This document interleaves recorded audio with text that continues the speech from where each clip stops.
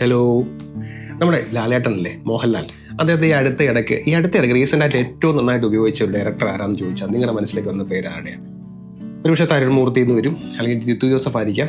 പലർക്കും പല ഇപ്പം റീസെൻ്റ് ആണ്, പഴയതൊക്കെ ഒത്തിരി ആൾക്കാരുണ്ട്.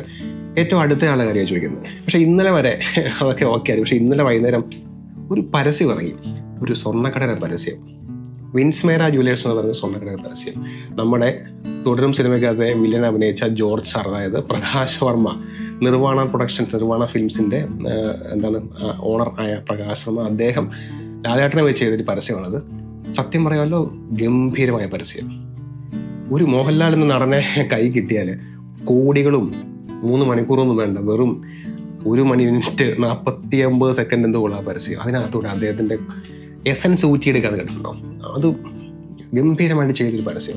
മോഹൻലാലിന് ഇതുവരെ കാണാത്ത രീതിയിൽ നമ്മൾ പലപ്പോഴും അദ്ദേഹത്തെയൊക്കെ ഒത്തിരി പേര് ട്രോൾ ചെയ്യാറുണ്ട്. മോഹൻലാലിൻ്റെ ഓടിയതിന് ശേഷം കണ്ണുകൾ പോയി, മുഖം ഇത് നല്ലൊരു ഡയറക്ടറുടെ കയ്യിലൊക്കെ കിട്ടിയാൽ നമ്മൾ ഇതുവരെ കാണാത്തതോ ഇതുവരെ എവിടെയൊക്കെ കണ്ടതോ ഒക്കെ ആയ വീണ്ടും ആ പെർഫോമൻസ് എങ്ങും പോകാതെ 10 മടങ്ങ് ക്വാളിറ്റിയോടെ അത് നിങ്ങളെ പരസ്യം, നിങ്ങൾ വിൻസ്മേര ജുവലേഴ്സിൻ്റെ പരസ്യം ഒന്ന് പോയി കണ്ടു നോക്കുക.